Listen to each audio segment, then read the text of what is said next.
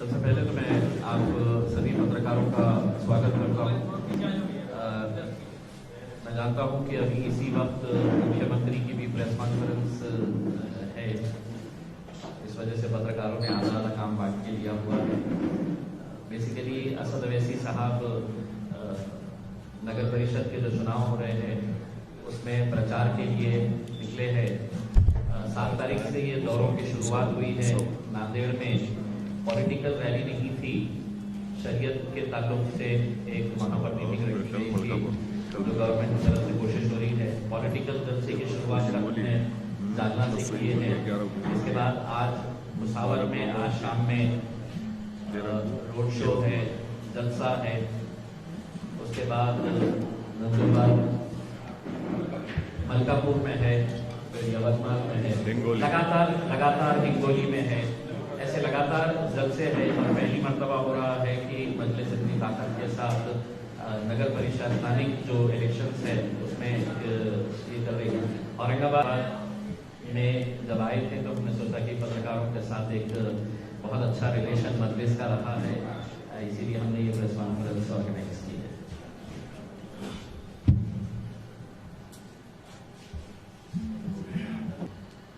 वो बेहतर होगा। आपकी पार्टी का नगर पालिका में चुनाव लड़ने जा रही है, आपकी बॉडी अभी क्लियर नहीं मिला आपकी पार्टी की तरफ।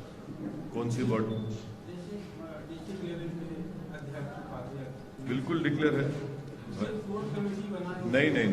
नहीं, आपको गलत इन्फॉर्मेशन है। कोर कमेटी पिछले 1 साल पूरा वो लोग फिरे, काम किए, मुख्तलिफ मुकामात पर वहाँ बॉडी की तश्कील दिए और कोर कमेटी के एक फर्द की एक इलाके की जिम्मेदारी है और वहाँ पर मेरे ख्याल से एक मेजॉरिटी इलाकों में ऑर्गेनाइजेशन का काम हो चुका और पोस्ट भी डिक्लेयर करे। बिल्कुल बहुत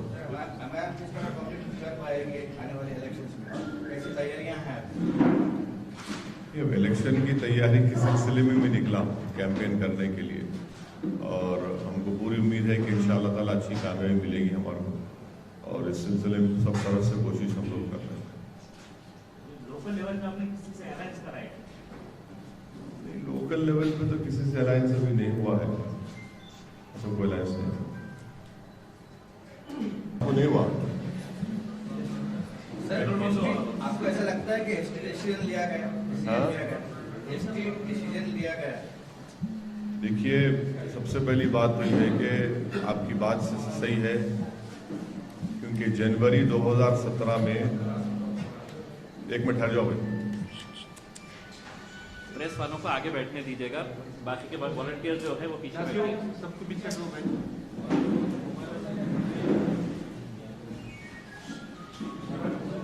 और मोबाइल बंद करिए, नहीं तो अगर यूनिफाइड पेमेंट इंटरफेस लागू होने जा रहा है जनवरी में, तो गवर्नमेंट उस वक्त तक ठहर सकती थी। दूसरा पॉइंट ये है कि इंडिया में सिर्फ 2% लोग कैशलेस इकोनॉमी करते हैं, 98% लोग जिसमें मिडिल क्लास गरीब लोग हैं, जिसका सेल फोन है, चले जाओ भाई बाहर जाइए, तुम जल्दी चलिए, बार बार बोल रहा, प्रेस कॉन्फ्रेंस हो रही है। तो 98% लोग इससे मुतासर होने जाएंगे। मिडिल क्लास के लोग, डेली वेज अर्नर्स, जो प्लम्बर्स हैं, जो ड्राइवर्स हैं। तीसरी बात यह है कि 20 करोड़ जो लोग रूरल एरियाज में रहते, वो सफर होंगे, इसलिए कि वहां पर ये सब अकाउंट नहीं है उनके पास वो काम करते, पैसा लेके रख लेते। अब वो लोग बड़ी मुश्किल में परेशानियों का सामना कर रहे हैं।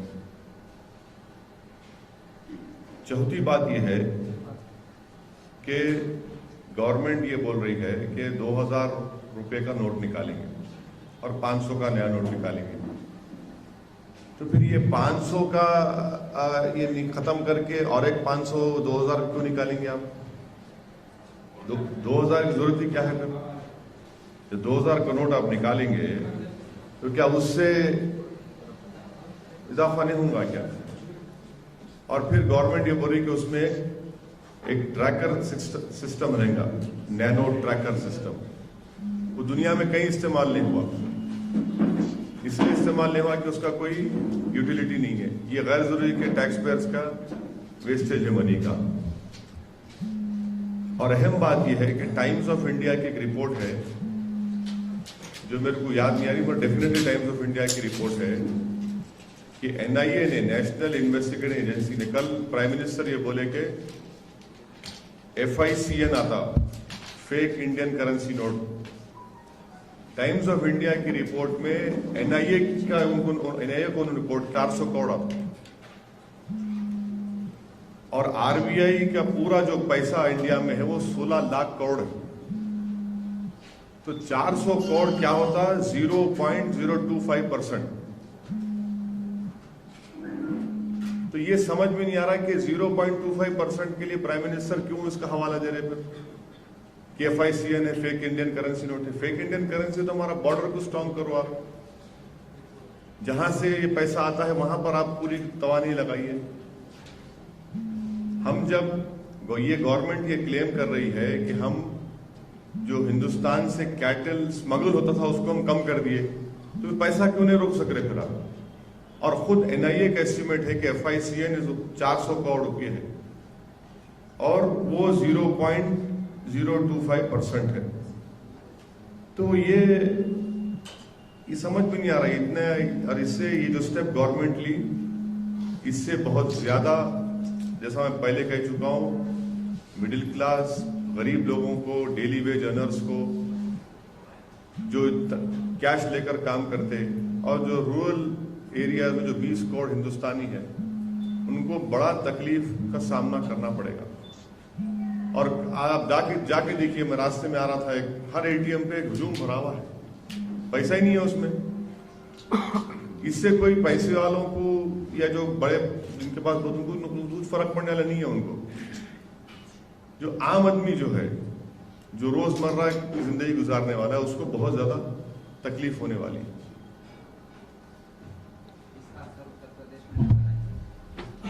नहीं, उत्तर प्रदेश में नहीं, इसका असर तो हर गरीब को नजर आएगा ना।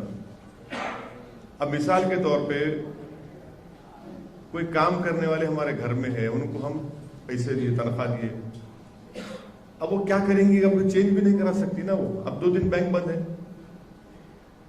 जो गरीब लोग हैं उनको तो रोज खरीदना पड़ता ना, आटा, दाल, चावल, टमाटे, जो भी खरीदना पड़ता हो तो खरीद नहीं सकते।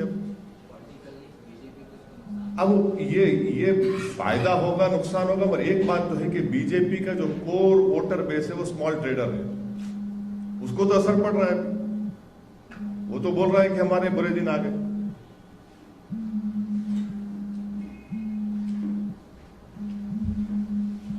अभी तो पहले चीचा भतीजे में दिल मिलना, उसके बाद गठबंधन की बात करना। जिस तरह प्रोवोकेटिव एंड डिस्ट्रक्टिव स्टेटमेंट्स दिए जा रहे हैं पॉलिटिशियंस के जरिए और अदर स्टेटस के जरिए, तो उसको कुछ कानून बनना चाहिए इसके ऊपर। कानून तो ऑलरेडी है ना, ये सर उसके ऊपर एक्शन लिया नहीं है। कानून तो ऑलरेडी है। कानून से इस्तेमाल मेरे पे होता, दूसरों पे नहीं होता। इल्जाम सिर्फ हम पे लगाते भड़काऊ भाषण का। Why it is so, sir? Why it is so? Biasness है, इनहेरेंट बायसनेस है।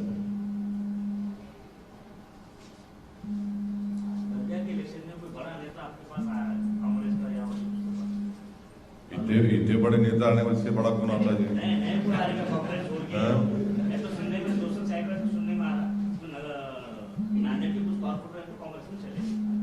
अब तक तो नहीं गए वो लोग, अब तक तो नहीं गए।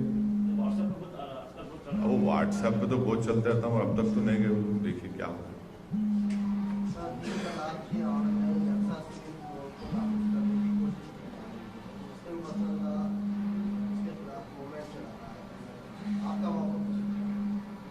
नांदेड़ में तो बहुत बड़ा जलसा हुआ उसके खिलाफ। यकसा सिविल कोड और शरीयत ने मदाखलत, तहफ़्फ़ुज़ शरीयत के नाम से मुख्तलिफ मुकामात पर एहतजाज और जलसे हो रहे हैं। और हुकूमत को ये समझना चाहिए कि प्राइम मिनिस्टर ये बोलते हैं कि मैं मुस्लिम खवातीन से हमदर्दी रखता हूँ, उनको इंसाफ दिलाना चाहता हूँ। हमारा प्राइम मिनिस्टर से एक सवाल है कि बहुत अच्छा है, आपको 2.5 साल के बाद हमदर्दी पैदा हुई, अच्छी बात है, बुरी बात नहीं है। मगर सवाल ये पैदा होता है कि इखलाक को जो लोग मारे, वो मुल्ज़िमीन को उनको नेशनल फ्लैग में उनकी बॉडी को ड्रेप करते और यूनियन मिनिस्टर जाकर मरने वाले के खानदान से उनसे ताज़ियत पेश करते हैं। उनको क्या असर पड़ता उन लोगों पे? प्राइम मिनिस्टर बोलते मुस्लिम खवातीन से मैं इंसाफ दिलाऊंगा, तो ज़किया जाफरी को भी दिला दो ना। ज़किया जाफरी भी बेचारी बरसों से लड़ रही है अपने शौहर के लिए, तो आप कर दीजिए इंसाफ ज़किया जाफरी से। फिर भोपाल में एनकाउंटर हुआ, क्या हुआ नहीं मालूम, मगर हम बीजेपी की गवर्नमेंट से पूछना चाहते हैं कि क्या 8 लोग 32 फीट की दीवार कूद सकते हैं क्या? अगर कूद सकते तो फिर आरएसएस वाले हमारे को चढ़ के देखो 32 फीट की दीवार। और फिर पूरे टीवी चैनल्स वो वीडियोस दिखाए कि पुलिस वायरलेस सेट में पुलिस बोल रही है कि 8 लोग खड़े हुए हैं, हाथ ऊपर है, हमसे बातचीत कर रहे। फिर एक में बोल रहे कि क्या करना, तो दूसरी तरफ से आवाज आ रहा निपटा दो। फिर वायरलेस सेट में आवाज आ रही कि 5 को गिरा दिए, दूसरी तरफ 3 को भी खत्म करो। फिर एक वायरलेस सेट में आवाज आ रहा है कि अभी किसी को आने मत दो, अभी एक और फर्जी काम करना है। तो ये तमाम नज़ारे देखने के बाद शोलापुर की एक माँ है, उसका बेटा भी उसमें मारा गया। आप कोर्ट मॉनिटर्ड इंक्वायरी क्यों नहीं कराती गवर्नमेंट? इसमें दूध का दूध पानी का पानी हो जाएगा, जान के उनसे भी इंसाफ मिलेगा, उनको भी। मध्य प्रदेश गवर्नमेंट मारने वाले पुलिस वालों को 2-2 लाख का इनाम भी देती और फिर जुडिशियल इंक्वायरी भी कराती जज से। ये कौन सा इंसाफ है? और जहां तक रहा सवाल, प्राइम मिनिस्टर अगर बोल रहे हैं कि मुस्लिम औरतों से इंसाफ दिलाएंगे, मैं चैलेंज कर रहा हूं बीजेपी के लोगों से कि गोवा में भी इलेक्शन है ना, प्राइम मिनिस्टर गोवा में जाके ऐलान कर देना कि गोवा में जो शादी का कानून है, शादी का कानून गोवा में यह है कि अगर कोई हिंदू औरत 25 साल की उम्र में उसको औलाद नहीं हुई तो हिंदू हमारा भाई यानी उसका शौहर एक और शादी कर सकता। 30 साल में उसको बेटा नहीं हुआ, उन्हें एक और शादी कर सकता। वहां जाके प्राइम मिनिस्टर बोला मैं निकालता हूं कानून को। प्राइम मिनिस्टर ये क्यों नहीं बोलते कि उत्तर प्रदेश में जिस किसी के एग्रीकल्चर लैंड है उसमें औरतों को हिस्सा मिलेगा? लेट उसको हिस्सा मिलान करो आप। मुस्लिम पर्सनल लॉ बोर्ड तो पहले ही फैसला लेके बोल दिया कि 2 मुस्लिम औरतों को भी एग्रीकल्चर लैंड में बाप की ज्यादा हिस्सा दो। प्राइम मिनिस्टर ऐलान कर दो आप, कौन रोक रहा आप? तो अब बात ये साफ जाहिर हो गई कि पोलराइजेशन इश्यूज पर गवर्नमेंट लड़ेगी। अमित शाह 3 तलाक के बारे में बोल रहे, तो अच्छा नहीं लगता। फिर वो टेलीफोन कन्वर्सेशन याद आते, कैसा गुजरात एटीएस को इस्तेमाल किया गया था एक मैडम के, कहां जा रहे मैडम, किधर जा रहे। अमित शाह स्पीच में बोलते कि हम ट्रिपल तलाक का मसला उठा रहे, इनकी नानी को तकलीफ हो रही। अमित शाह साहब को बोलना चाह रहे कि हमारी नानी नाना के साथ खुश है और हमारे नानी के निकाहनामे में जो चीजें लिखी हुई है वो आप इनकॉर्पोरेट करो ना, कौन रोक रहा आपको? लॉ कमीशन का जो क्वेश्चनेयर है, क्या लॉ कमीशन के एक मेंबर बोल रहे कि इंडियन एविडेंस एक्ट को निकाल के शास्त्र लगा देंगे। मनोवा तू लगा दो, क्या करना है? और क्वेश्चनेयर में क्या क्वेश्चनेयर है? पूरा लोडेड है यूनिफॉर्म सिविल कोड के लिए। यूनिफॉर्म सिविल कोड इंडिया में इंप्लीमेंट होना बहुत मुश्किल है, इसलिए कि नागालैंड और मिजोरम को हम कॉन्स्टिट्यूशन में उनको प्रोविजन दिए कि आपका कल्चर हम प्रोटेक्ट करेंगे। आईपीसी का कानून नागालैंड में इंप्लीमेंट नहीं होता, आईपीसी का कानून जम्मू में इंप्लीमेंट नहीं होता, करो आप। और आर्टिकल 44 बोल रहे। अरे आर्टिकल 45 में तो वो शराब पे पाबंदी आयद कर दो ना भाई। हिंदुस्तान दुनिया का 3rd लार्जेस्ट कंजम्पशन होता है यहाँ पे शराब का। शराब पे पाबंदी लगा दो ना भाई आप। उस पर तो डेटा है, उसका डेटा ये बोल रहा है कि हर साल 1.5 लाख से 2 लाख लोग मारे जाते शराब पी के, टक्कर खाते या औरतों को जलाते मारते। शराब पे पाबंदी आयद करो ना, क्यों नहीं करते? डायरेक्टिव प्रिंसिपल्स 19 है कॉन्स्टिट्यूशन में, सिर्फ 2 के पीछे आरएसएस पड़ती बीजेपी। एक बोलते हैं वो काउ प्रोटेक्शन, दूसरा यूनिफॉर्म सिविल कोड। दूसरे क्या करना फिर? आर्टिकल 37 है हमारे कॉन्स्टिट्यूशन में, वो बोलता है कि पूरी दौलत एक जगह जमा नहीं होना, आप उसको भूल जाते। तो ये सिलेक्टिव टारगेटिंग कर रहे हैं ताकि मुल्क में पोलराइजेशन हो। इनके पास कोई कंस्ट्रक्टिव एजेंडा रहा नहीं, महंगाई को कंट्रोल नहीं कर सक रहे। अच्छा भाई चलो, आप ये कल बोल दिए 500,000 गए, तो 15 लाख आते क्या मेरे अकाउंट में? 15 लाख आना ना था मेरे अकाउंट में। अगर ये करने से 15 लाख आते तो करो, कहां है 15 लाख फिर हमारे? तो इसलिए बीजेपी हर महाज पे नाकाम साबित हो रही। और आखिरी बात यह है कि महाराष्ट्र में जो लोग एट्रॉसिटी खत्म करने की बात कर रहे, वो एट्रॉसिटी आज खत्म नहीं होना। अगर आप एक सांस में अंबेडकर को जाके सलाम करते हैं तो फिर दूसरी सांस में एट्रॉसिटी कैसा निकालो बोलते?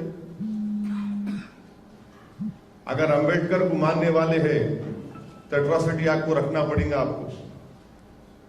एट्रॉसिटी एक्ट कैसा निकालते? ये तो जुल्म है, ये डेटा है। आप एट्रॉसिटी एक्ट निकाल दो, फिर आप इलेक्शन में, अब म्युनिसिपल इलेक्शन में जाके बोल रहे दो हमारे वोट दलित बस्तियों में। रिजर्वेशन की बात आप हम बोल रहे हैं कि ठीक है जिसको देना है दे दो आप।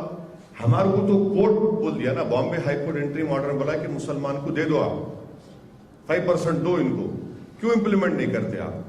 जब आप सबका साथ, सबका विकास, इंडिया फर्स्ट, इनकी सब बातें करो ना भाई। आपको मुस्लिम औरतों से हमदर्दी, दो हमारे बच्चे आप डॉक्टर बनना चाह रहे, कलेक्टर बनना चाह रहे, एसपी बनना चाह रहे, साइंटिस्ट बनना चाह रहे, आप दो ना। तो ये कंट्रडिक्शंस है इनके पास। और जो असली एजेंडा था नौजवानों को नौकरियां देने का, वो नहीं पूरा कर सक रहे। 5 साल में पहली मर्तबा कम नौकरियां निकली। जो बैंक से लोन लिया जा रहा, बैंक से लोन नहीं दे रहे फैक्ट्रीज को, बैंक से लोन दे रहे फूड प्रोडक्ट्स को, बैंक से लोन मिल रहा। इंडस्ट्रियल इन्वेस्टमेंट में पूरा जीरो हो गया।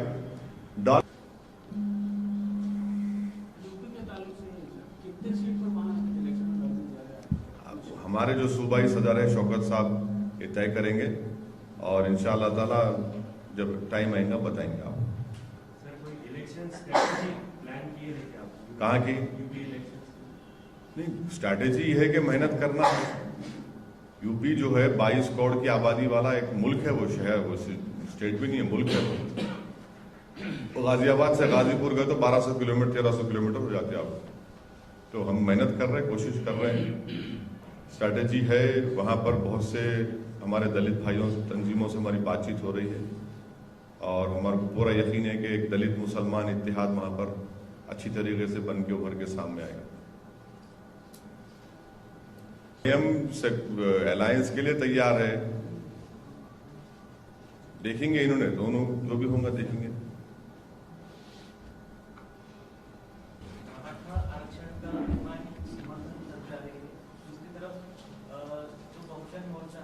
एट्रॉसिटी एक्ट कैसा निकालते भाई? पार्लियामेंट में बना हुआ कानून है वो, और डेटा अवेलेबल है जो महाराष्ट्र में आप नेशनल क्राइम रिकॉर्ड्स ब्यूरो देख लो।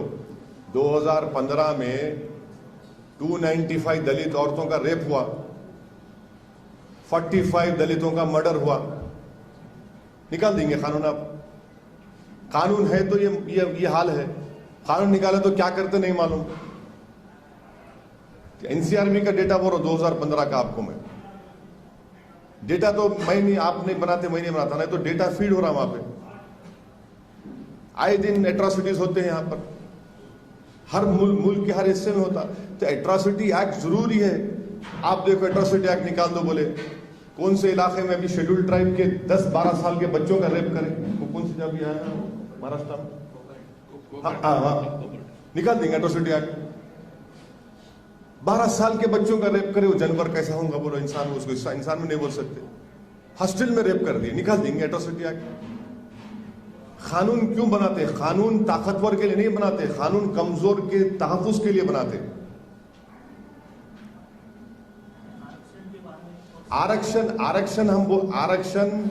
मराठाओं को देना चाह रहे आप दो, मगर मुसलमानों का तो कोर्ट बोल दिया कि सोशली एजुकेशनली हम बैकवर्ड है। कोर्ट से तो पास हो गया ना हमारा। मराठा रिजर्वेशन का भी कोर्ट में फेल हो गया। गवर्नमेंट देना चाहिए तो हमारे कोई इतराज नहीं है, मगर मुसलमान का तो वो लीगल हडल तो हम क्रॉस कर गए ना। लीगल हडल अभी हम क्रॉस कर गए तो हमारा दे दो, आप इंप्लीमेंट करो, कौन रोक रहा आपको? और कोर्ट का जो ऑर्डर है बॉम्बे हाई कोर्ट का, वो बोल रहे हैं कि Muslims are educationally backward, to bring them into the social polity of the country they should be given reservation. Court agree हुआ। तो जब कोर्ट एग्री हो रहा, गवर्नमेंट क्यों एग्री नहीं हो रही? जब बीजेपी की गवर्नमेंट ये बोलती है कि सबका साथ सबका विकास, बीजेपी गवर्नमेंट कर्नाटका में थी, येदुरप्पा सीएम थे, रिजर्वेशन मुसलमानों को पहले से मिला था, कंटिन्यू करे येदुरप्पा। अब नेक्स्ट ईयर इलेक्शन है, बीजेपी बोल तो नहीं देंगे रिजर्वेशन, निकाल देंगे वहां से। कर्नाटका में बीजेपी 5 साल गवर्नमेंट का रिजर्वेशन मिला मुसलमानों को, तो यहां क्यों नहीं देते? यहां तो कोर्ट से हमारा पास हो गया, और हमारा डेटा है मुसलमानों का कि ये सोशली एजुकेशनली बैकवर्ड है। लिटरेसी रेट, एजुकेशन परसेंटेज, आपके मेडिसिन इंजीनियरिंग का एंट्रेंस, कॉलेजेस में इस सब ड्रॉप आउट रेट, महलों में गुर्बत, ये पूरी महमूद रहमान कमेटी की रिपोर्ट है। कमेटी की रिपोर्ट को हाई कोर्ट ने एक्सेप्ट किया और उसके ऊपर बोला कि दो इनको, तो उसको गवर्नमेंट नहीं मान रही। तो ये गवर्नमेंट को सोचना चाहिए ना।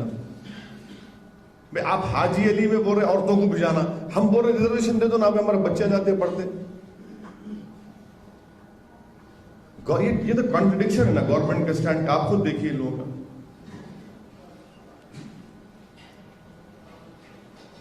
ठीक है सर, थैंक यू, शुक्रिया आप लोगों का।